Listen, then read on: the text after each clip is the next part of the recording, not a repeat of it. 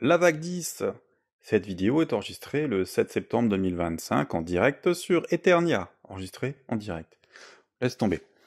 La vague 10, maître de l'univers, publié, paru chaotiquement en France, en Europe, j'ai envie de vous dire même, entre le mois d'août et le mois de décembre 2022, mélangé parfois avec d'autres vagues en fait, hein, tout simplement. On a du mal un petit peu à se procurer. C'était pas la meilleure époque. 4 figurines dans cette vague, 4 figurines régulières.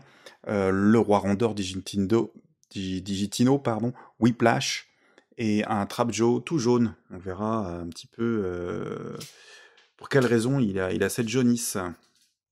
Ça n'en fait pas moins un assortiment assez sympathique. D'autant plus que le roi Randor, ici présent, alors j'ai pas les blisters, hein. Bon, j'en ai peut-être un, mais j'ai eu la flemme de le sortir. Il n'y a pas d'intérêt si j'en ai qu'un seul en fait. Roi Randor est très réussi, était très attendu, hein. Ça fait partie des figurines rares, publiées en 85, partie des figurines recherchées en fait. Du coup, il était très attendu par les fans.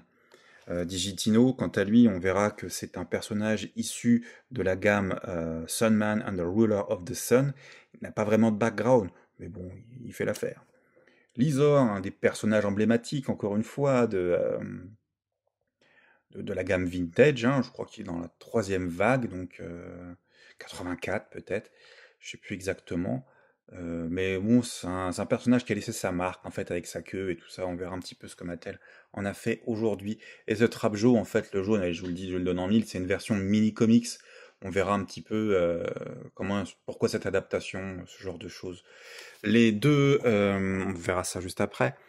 Les deux, en fait, non, ça vient, ces figurines-là, cette vague-là vient avec un mini comics qui s'appelle Mind Over Matter.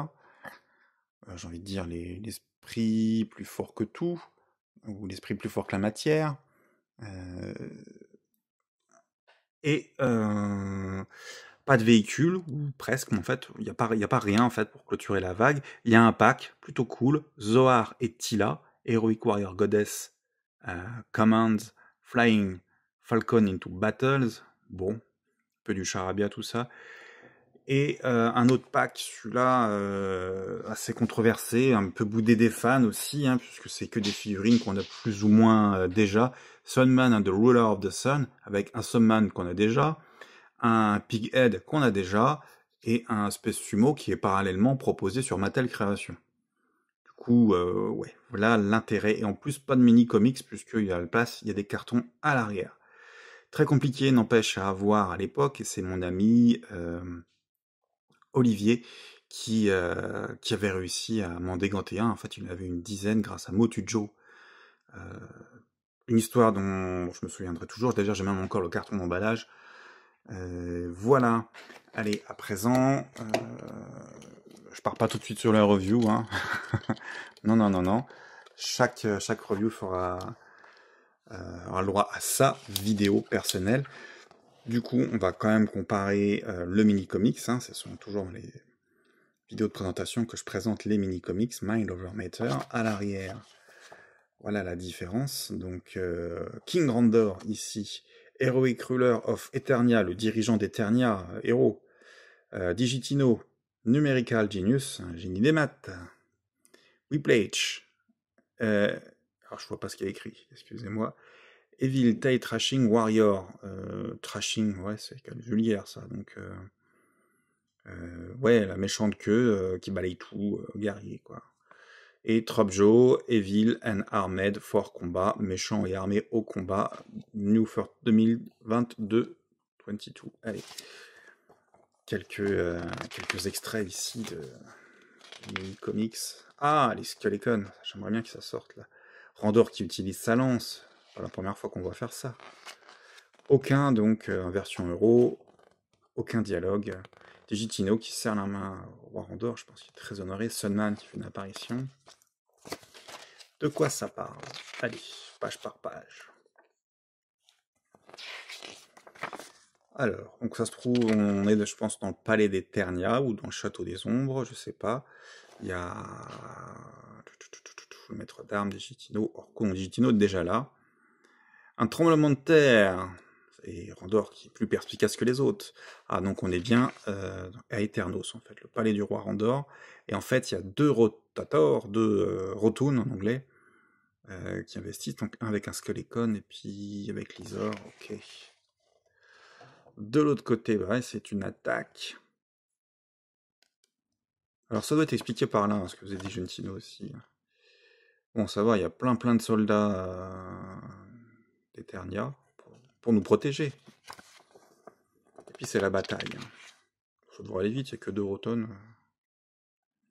C'est la bataille, c'est la bataille. Hop. Un portail, et puis du coup, tiens, bah oui, Tropjo, tant qu'à faire, il arrive avec un... Whiplash arrive avec un Tropjo jaune, tant qu'à faire. Hop, et puis lui, il calcule comment faire je sais pas quoi pour neutraliser les méchants. Bien évidemment. Hop. Il déboulonne Tropjo. Oh, et lui, il tombe en miettes, la honte. Félicité par le roi Randor, comme je le disais, et puis les méchants sont arrêtés. Et Musclor qui a servi à rien, petite apparition, il n'y a même pas une parole, même pas une bulle. Et puis, ah, qu'est-ce qu'on a dans le fond, là? C'est des Snakemen, ça. Next, Rise of the Snakemen. Il me semble que ça, c'est le comics de la vague 11.